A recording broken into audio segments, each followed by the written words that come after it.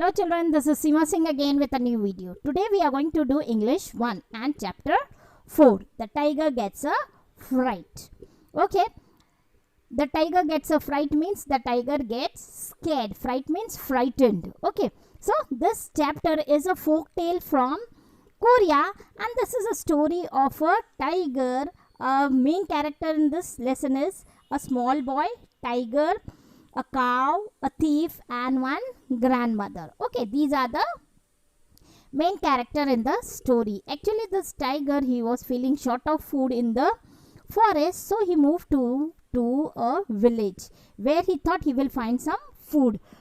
So he went to a village and in one house he saw a small baby who was crying. He quietly crept into the courtyard to get a chance so that he can eat the baby. But let's see what happened and why did the tiger get scared. Okay, here the chapter author's name is not there, so we don't know who has written this chapter, but this folk tale is from Korea. Okay, let's start with section 1. First I will read and then I will explain it to you. Once upon a time there was a tiger. He lived in the far off forest of Korea. One day the tiger was prowling the forest. He was hungry and looking for food and would have loved a nice juicy deer. But the tiger found no prey in the forest that day. He had wandered into the village at the edge of the forest. As the tiger was passing by a house, he heard a little boy crying. The boy sounded very upset about something. Okay, children, I told you this is a folk tale of Korea, and one day there was a tiger. He was living in the far off forest in Korea. He was living in the forest little bit far near Korea. Okay, and one day as he was feeling short of food, he was just prowling. Prowling means moving quietly here and there in search of prey.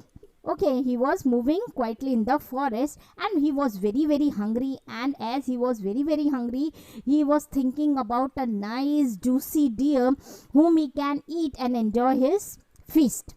Okay, so उसको ऐसा लग रहा था मुझे कोई अच्छा सा dear मिल जाए जो एकदम मोटा ताजा हो और मैं उसको खाऊं और मुझे मजा आ जाए. But the tiger found no prey in the forest that day. But prey means शिकार. उस दिन उसको कोई शिकार नहीं मिला फॉरेस्ट में, right? He did not get any prey in the forest that day. So he decided that he will go to the village which is on the edge of the forest. Edge means corner. उस village forest के corner पे एक village था, उसमें उसने जाने का सोचा, right?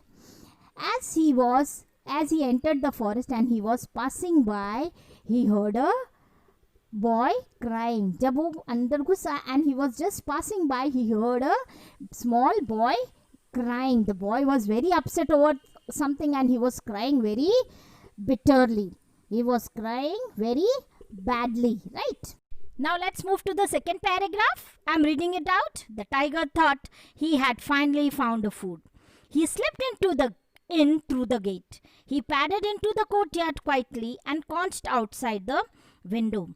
There he sat silently on his haunches. Then, as he was about to spring, he heard the boy's grandmother talking to him. She said, "Shh, don't cry so loudly. The nasty tiger will come and get you." This surprised the tiger. He thought he had crept in very quietly. Surely no one could have heard him. But it seems that the boy's grandmother had. Okay, I told you the tiger was very happy when he saw the boy. He thought, today I'm going to eat the boy, and finally he thought he had got the food. So slowly he got into the courtyard through the gate, and there he sat under the window very quietly on his haunches. On his haunches means on his hind legs.